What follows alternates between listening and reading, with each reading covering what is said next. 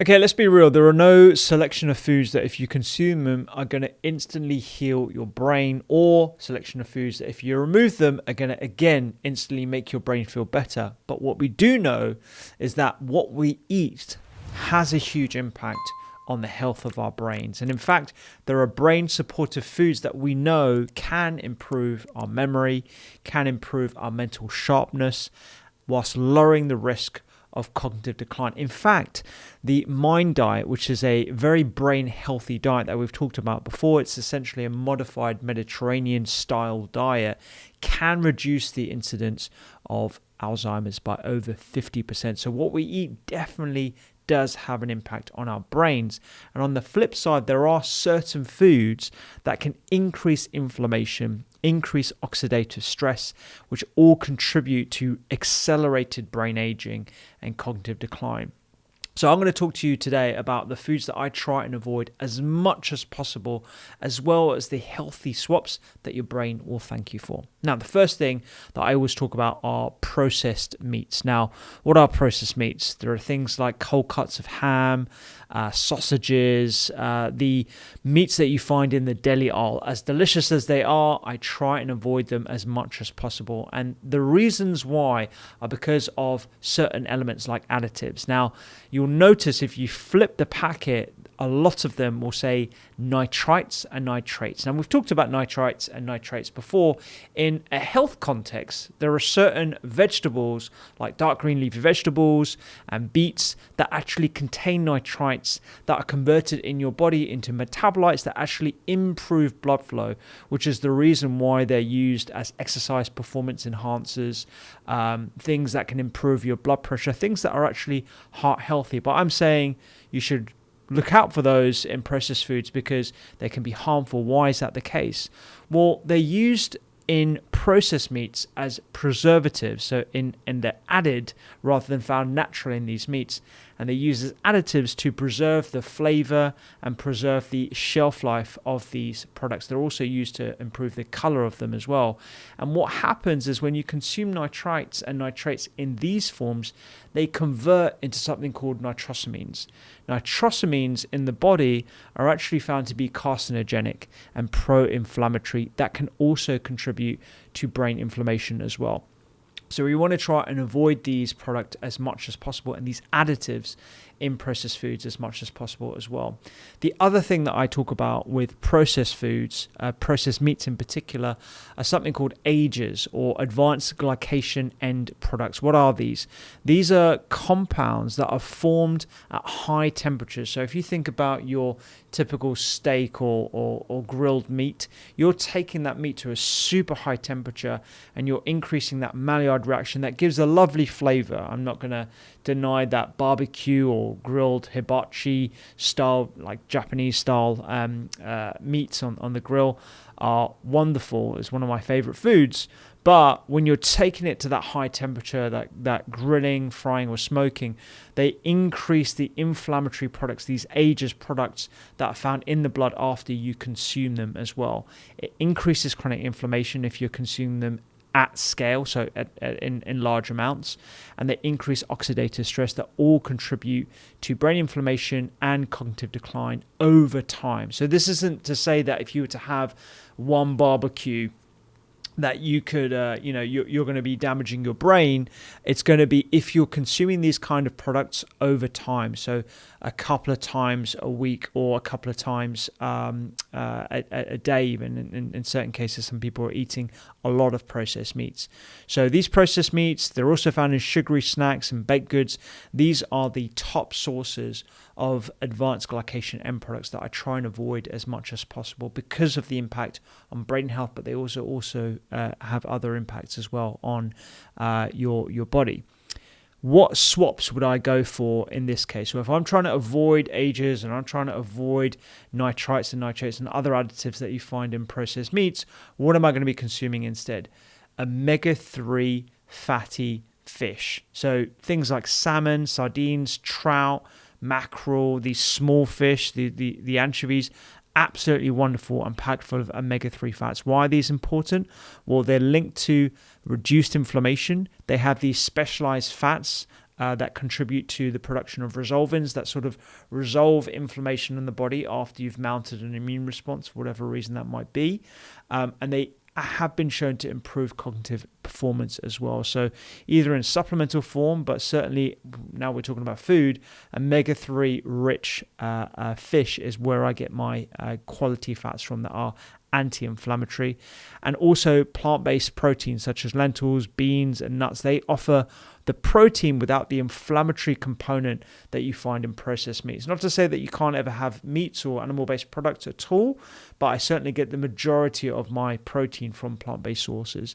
So for example, instead of having bacon, which would be a processed meat, or jerky that some people have, I would swap that for salmon or mackerel on whole grain toast with avocado. That is literally what I had this morning, actually. I had some mackerel with the skin that I've basically just lightly sauteed, and then I'll have that with some avocado. And I've got this bread that you can find on the Doctor's Kitchen app. If you just type in bread on the app, you'll find a whole selection of breads that you can make yourself. They're actually full of decent whole grains that pack a lot of fiber in and tons of protein, and they don't have the refined grains in as well that you tend to find in supermarket breads that we've talked a lot about on the podcast as well. So those are the types of foods that I'd be having for breakfast. Egg or a tofu scramble. There's a lot of demonization around eggs. I love eggs, but I don't consume a lot of eggs every single week. I'm aiming for around 6 to 8 per week maximum. So the days that I don't have eggs, because I'll probably have 2 or 3 at a time, I'll be having a tofu scramble or some leftover beans or leftover dinner, whatever it was the night before. A tofu scramble is a great way of getting good quality protein in with the extra fiber, those isoflavones that are also brain healthy and anti-inflammatory as well.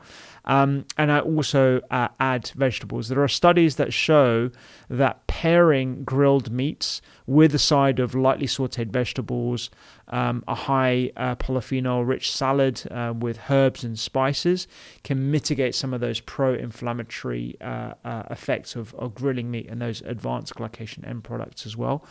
So always, if you are going to have a barbecue, make sure you're having it with a ton of salad and ton of greens. That's one way of mitigating it. Not completely, but just a way of just introducing a bit of balance as well. So that's the first thing. Processed meats, processed foods, remove as much as possible. The second category are sugary foods. Now, sugar is absolutely everywhere and it is detrimental to your brain in so many different ways. Sugary drinks or sugar-sweetened beverages, you find it in fruit juices that are just as bad as the Cokes and Pepsis. It's a major culprit when it comes to brain health decline. There was a recent study that showed with over 210,000 people, and they looked at how sugar intake, particularly a high sugar diet, impacts their risk of dementia. And the findings were super clear. High sugar intake and high added sugar, I just want to make sure that's clear. High added sugar intake, both in grams per day and as a percentage of the total diet, was linked to a greater risk of all-cause dementia, especially Alzheimer's disease. So the more sugar you have in your diet, the greater the risk of brain health issues like Alzheimer's disease, which is skyrocketing. What's particularly interesting is this risk wasn't just about the sugar itself, but having a high sugar eating pattern. So think sugary drinks, sweets, fruit juices, refined carbohydrates, donuts, biscuits, cookies, that sort of stuff. They all load up your sugar intake without actually offering much else in the way of fiber or protein. So it's this pattern of high sugar eating that we want to try and avoid as much as possible. Every now and then I will have, it was Diwali recently here, which is the Festival of Light, and there's loads of sugary treats. And, I'm going to allow myself to enjoy those treats every now and then, but I'm not going to allow that to spill into my weekly pattern of unhealthy habits just because there's sugar everywhere. You want to be really, really cautious of having sugar in your diet. Okay, so why am I so wary of high sugar diets and how does it affect the brain? Well, there are previous studies that have shown that a refined sugar diet can increase inflammation, that we've all talked about, this increase of advanced glycation end products that essentially bump into your cells and they cause inflammation. They create things that are sticky, that can lead to blood clots and reduced blood flow, increasing blood pressure. There are a whole host of issues that occur when you're having high sugar diets over time and this increased inflammatory picture. But the other thing is hyperglycemia and insulin resistance in the brain. So hyperglycemia being a fancy word for high, hyperglycemia, glucose or sugar in the blood, and leading to insulin resistance. So insulin, which is this hormone that's released by your pancreas, is a driver of sugar from the bloodstream where we don't want it hanging around for a long period of time, and certainly not at high levels, into places where it can be stored, like the liver and your muscles and fat cells.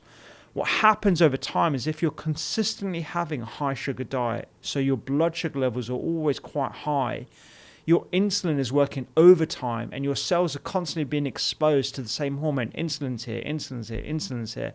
And what happens is that your cells become attuned and tolerant to the fact that insulin is always showing up. And so more insulin needs to show up to have the same desired effect. And this is termed insulin resistance, and it's a precursor, one of these things that occur just before prediabetes and type 2 diabetes. It's part of this picture of metabolic syndrome that can lead to poor metabolic health, and it also occurs in the brain. So what happens is there's a disruption of normal brain function that again leads to this oxidative stress picture, inflammation in the brain tissues that can precede things like Alzheimer's and other forms of dementia as well. Another product of high sugar in the diet is low BDNF. So BDNF is brain-derived neurotrophic factor. You've probably heard it colloquially described as miracle grow for your brain and your synapses. Yes, it does have those roles, but it also has another role in terms of enhancing the connections between your brain cells. And when this is low, this again can precede things like dementia and put you at higher risk of things like Alzheimer's as well. And the other thing, going away from the brain now, is actually the disruption to your gut microbiota.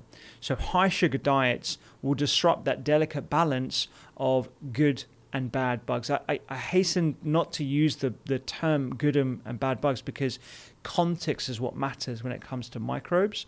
But what happens is when you have a lot of sugar in your diet, it favors those types of microbes that love eating sugar, and it displaces some of those other microbes that we actually want to enhance and help flourish, and those flourish on a different type of diet. They flourish on high fiber diets and a diversity of different types of fiber. So if you're constantly having a lot of sugar, you're favoring a different population that, unfortunately, when they bloom, when they're in excess, that leads to excess inflammation as well.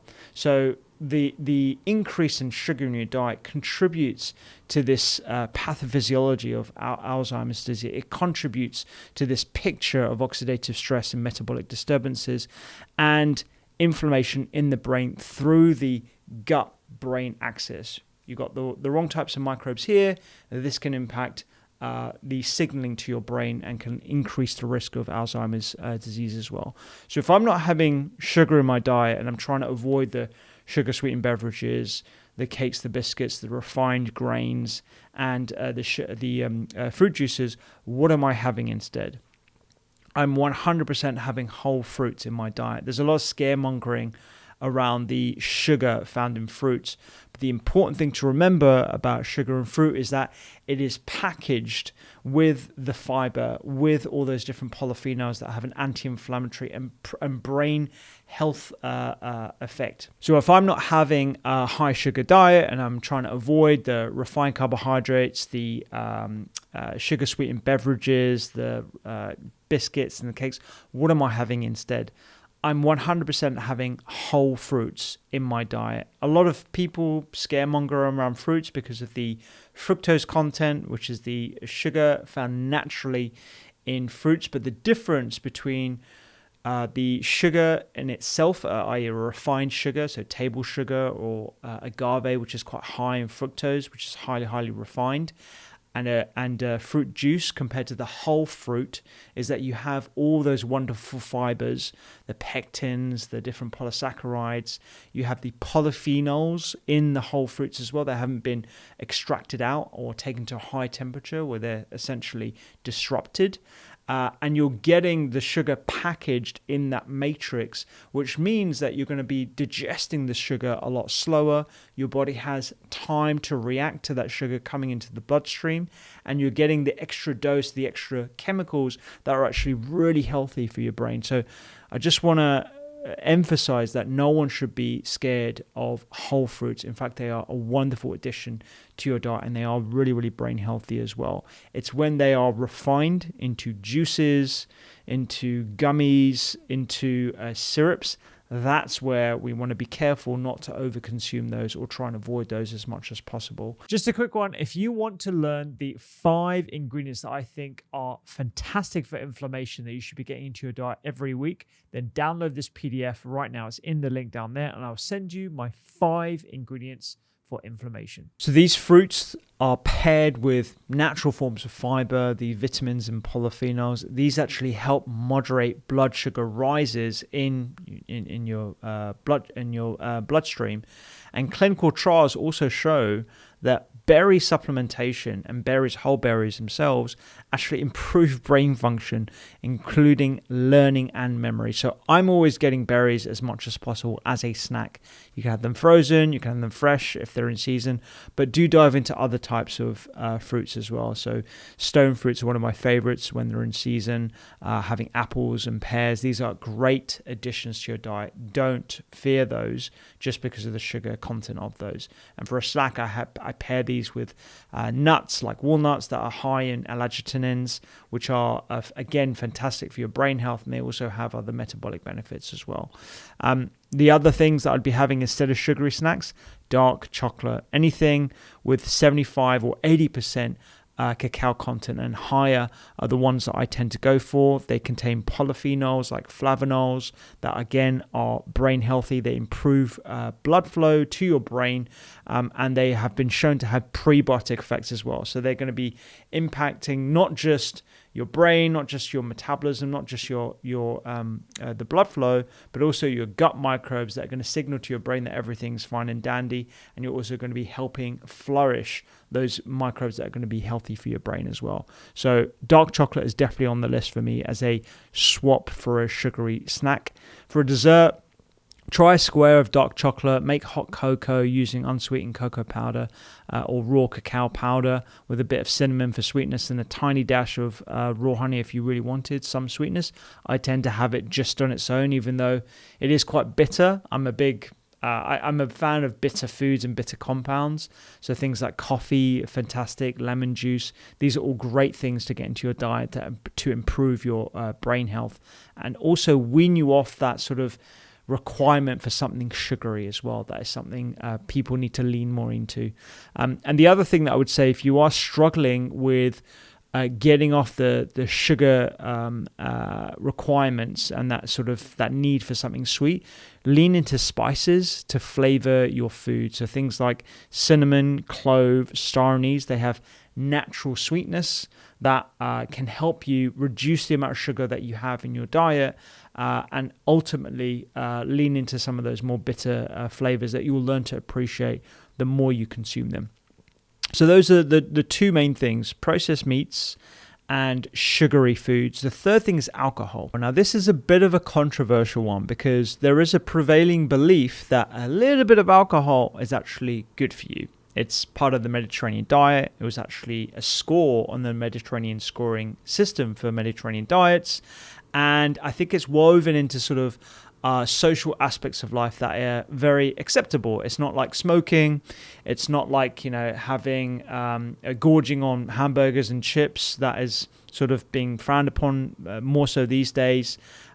This idea that it's good for you kind of came out of some early research that looked at heavy drinkers, teetotalers, and moderate drinking. And what seems to happen is what we call a J-shaped curve effect. So if you think of an X and Y axis, the graph, you have a J-shaped curve. So when you start consuming a little bit of alcohol, there is a reduction in disease risk, and then a little bit too much, and then it goes right up. This is the J-shaped curve. And what we know now, looking at more recent research methods that have actually improved to give us more of an understanding of what the true effect of alcohol is that the impact, or the positive impact, of moderate drinking seems to be small, if not completely non-existent. So studies using something called Mendelian randomization that further helps eliminate any lifestyle factors that don't support the original claim. So there might be people who drink moderately might have better exercise routines or better sleep patterns, or they might eat more fruits and vegetables. And the fact that they drink moderately means that they're actually more motivated. The fact that they don't consume an excess amount of units per week actually shows that they're quite disciplined people. So Mendelian randomization can actually remove some of these different lifestyle effects and look at the true effect of alcohol on the body. And it raises this question as to whether drinking helps our health at all. And there was a more recent study looking at the effect of alcohol on brain health. There was 500 odd people that were followed over 30 years looking specifically at alcohol's impact on the brain. And they found that even moderate drinkers that were classed as up to 21 units a week for men were found to have 3 times more likelihood of shrinkage in the hippocampus. Now, the hippocampus is a part of the brain that is crucial for memory. And people who drank very lightly, that's around 1 to 6 units, had no extra protection compared to non-drinkers. So this idea of moderate drinking being in some way protective against not drinking at all was not seen in the study that followed up people for a long period of time and was looking specifically, these researchers were looking specifically at alcohol's impact on the brain as well. There are also other studies that link alcohol drinking to loss of white matter. So this is a part of the brain's communication network, the white matter of the brain. And when you lose this, it makes it harder to think clearly and retrieve information. These are one of the hallmark signs of dementia. Lower BDNF levels were also found with drinking alcohol as well. This reduces the ability of the brain to form new connections. And this change isn't just linked with memory, but also with increased risk of depression and other neurodegenerative diseases like Alzheimer's as well. And poor sleep. So any elements of alcohol in your diet is actually linked to poor sleep. And you can understand that because even small amounts of alcohol, even myself, because I track my sleep, even the smallest amount of alcohol, half a glass of red wine, let's say, that doesn't have any subjective impact on my thinking, on my cognition, on my ability to process information, still negatively affects the sleep architecture as measured by my sleep tracking device. So you can understand, you can sort of see how people's sleep can be disrupted, even with small amounts of alcohol in the diet as well. So we should really be rethinking what is considered normal drinking. And I think it's a question worth asking yourself as to whether the benefits of that social, cohesive, the conviviality that alcohol also does bring to the table. I don't think we can look at these compounds in isolation. But is that worth the potential trade-off of the impact on white matter, on the impact on BDNF, on the impact on your loss of sleep or the disruption to your sleep architecture? We've talked about ideas of how to swap out alcohol in previous podcasts and videos. We've done one with a low alcohol and no alcohol specialist, Cami Vidal. We'll link to that in the captions down below. There are plenty of options these days looking at no and low alcohol if you're looking to reduce or completely replace alcohol from your diet. Just to recap some of the advice that we had from that session, when you're out in a social situation, make sure you ground yourself and make sure that the first drink that you have is non-alcoholic, whether that's water, whether that's flavored water or a soda or something like that, as in like not a sugary soda, but like a water soda or something. Start alcohol free. That is the best strategy to sort of limit the alcohol intake overall over a period of a night, let's say.